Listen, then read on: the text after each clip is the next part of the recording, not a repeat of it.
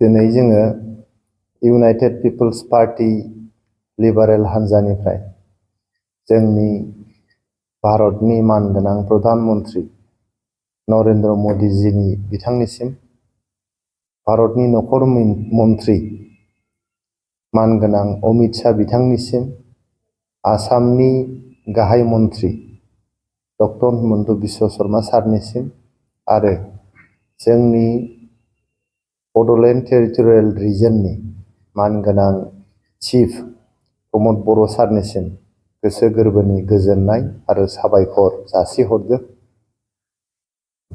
मानोना जोंनि बर'नि जारिमिनाव जोबोद मोनसे गोजोनथाव खौरां, बर' माहारिनि जारिमिनाव जोबोद मोनसे गोजोननायनि बाथ्रा जे फैगौ मे दाननि 1 अक्ट'खालि 4 रिंगायाव जोंनि दिल्लीयाव जोंनि बर'नि बिफा, जोङो जायखौ 1990 मायथाइनि 1 मे दानखालि 1 मे खालि बिफा होननानै जों गनायनानै लादोंमोन, बड'फा उपेन्द्रनाथ ब्रह्म, जोंनि सा सानजा भारतनि गोग्लैसोनाय, सोबख'जानाय, गादबजानाय, नासयजानाय, थालांनाय थागिबि माहारिफोरखौ फोजाखांफिननो, बिथांमोनखौ जांख्रिथायनि लामायाव लाबोनो, बिथांमोनखौ सोलोंथाइ, राजखान्थि, रांखान्थि, समाजखान्थि गासिबो बिथिङावनो जौगाहोनो, बिथांमोननि गोमानाय जे सिनायथि बेखौ मोनफिननो, बिथांमोननि हारिमुवारि सिनायथि, बिथांमोननि समाजारि सिनायथि, राजखान्थियारि सिनायथि, गासिबो बिथिंनि सिनायथिखौहाय लाबोफिननो थाखाय जुजियै जुजियै जिउ गोमानो गोनां जानाय बड'फा उपेन्द्रनाथ ब्रह्मनि मुङै जोंनि भारतनि राजथावनि गोदान दिल्लीनि कैलाश कल'नियावहाय लाला लाजपत राय लामायाव गोदानै जोंनि बड'फा उपेन्द्रनाथ ब्रह्मनि मुङै मोनसे लामा दिनै बाउसोमनाय जासिगोन 1 मे 2025 मायथाइखालि बेलासिनि 4 रिंगा जानाय लोगो लोगोनो बे लामाया, कैलाश कल'निनि बे लामाया बड'फा उपेन्द्रनाथ ब्रह्म मार्ग मुं मोनसिगोन। बेजों लोगोसे जोबोद गोग्गाथाव बाथ्रा, दिल्लीनिनो बड'लेण्ड गेस्ट हाउसनि खाथि स्पेर' स्कुवेर होननानै जायखौ जों मिथियोमोन, स्पेर' स्कुवेर, बे स्पेर' स्कुवेरखौ 1 मे 2025 मायथाइनिफ्राय गोदान मुं होनानै बड'फा स्कुवेर होननानै बेखौ फोसावनाय जासिगोन।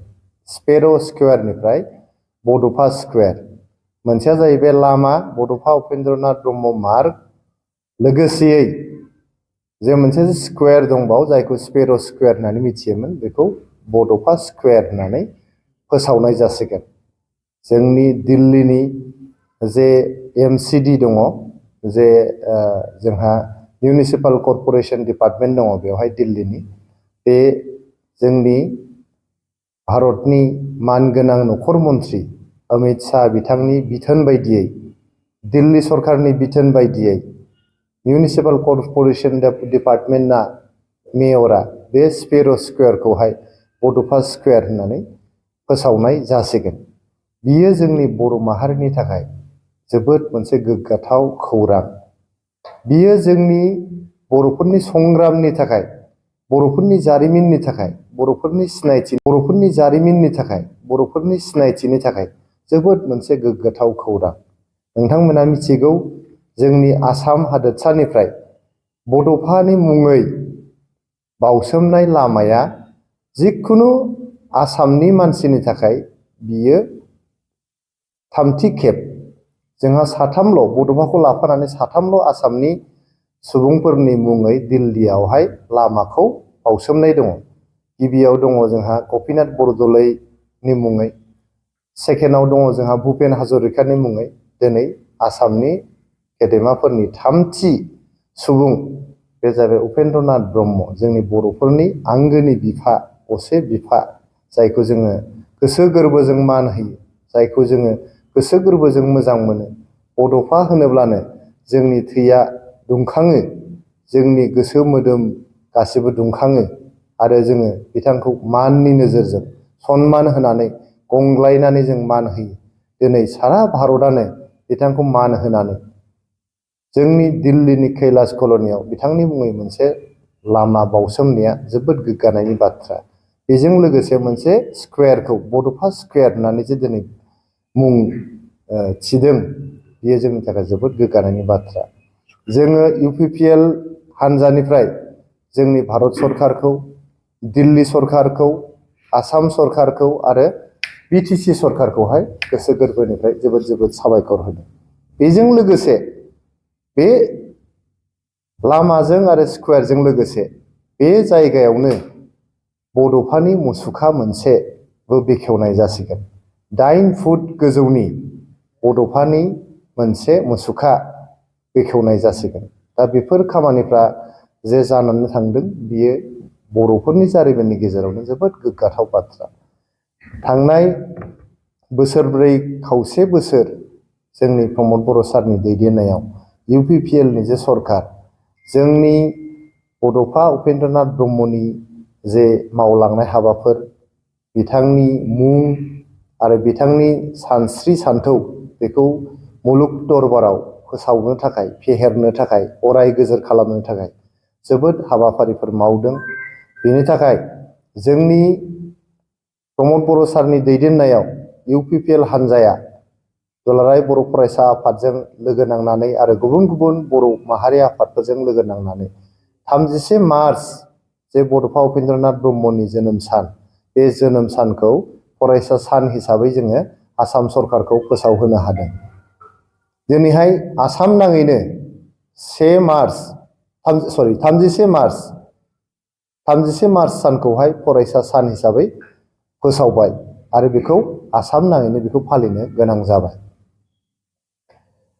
थामथियाव जोंनि थुलुंगाफुरिखौ, जाय थुलुंगाफुरिया जोंनि साफ्रोमबो बर' माहारिनि फिसाफोरखौनो, बुहुमनि दाब दाब जायगायाव थानाय बर' फिसाफोरखौ, बर' फिसाल' नङा, जायफोर जोंनि थागिबि माहारिनि सुबुंफोर दं, बिथांमोनखौ थुलुंगाखांहोयो। बे थुलुंगाफुरियावहाय 10 कौटि रां बाहायनानै बे थुलुंगाफुरिखौ फोसाबनाय, फाहामनाय, जौगाखांहोनाय आरो साबना हामना खालामनानै दिहुननायनि थाखाय 10 कौटि रां होनानै थुलुंगाफुरिखौहाय दिनै जौगाखां थाखोनि मोनसे थावनि बेखौ खालामनाय जाबाय।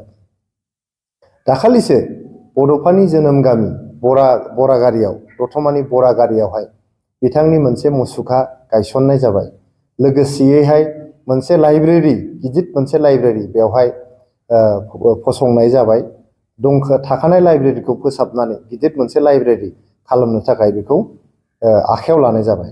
दा बेबायदिनो बड'फानि लेगेसि, बड'फानि मावलांनाय हाबाफारिफोर, बड'फानि सान्थौ सानस्रिखौ मुलुग दरबाराव फोसावनो, फेहेरनो आरो अराय गोजोर खालामनो थाखाय गोबां बिथांखिफोर, गोबां हाबाफारिफोर लानाय, सानस्रिखौ मुलुग दरबाराव फोसावनो, फेहेरनो आरो अराय गोजोर खालामनो थाखाय गोबां बिथांखिफोर, गोबां हाबाफारिफोर लानाय जादों। बै रायजो राजाफोर बयबो जोङो जोंनि भारत सरकारनि मानगोनां प्रधान मन्त्रि नरेन्द्र मदिजिखौ, नखर मन्त्रि अमित शाह जि बिथांखौहाय, आसामनि गिबि मन्त्रि डक्टर हिमन्त बिश्व शर्मा सारखौ आरो जोंनि बिटिआरनि गाहाय प्रमद बर' सारखौ जों गोसो गोरबोनिफ्राय साबायखर बावनि। बिथांमोननि दैदेननायाव, बिथांमोननि नाजानायाव दिनै बड'फा उपेन्द्रनाथ ब्रह्मनि मुङा खालि नेसनेल लेभेलावल' नङा, इन्टारनेसनेल लेभेलाव, मुलुग दरबाराव दिनै बिथांनि मुंखौ मिथिनो हानाय जाबाय। दिल्लीयाव जायफोर मानसिफ्रानो फैगोन आरो बै ओनसोलफ्राव थांगोन, बड'फानि मुङै मोनसे स्कुवेर, बड'फा स्कुवेर, बेजों गिदिंनानै थांनो गोनां जासिगोन।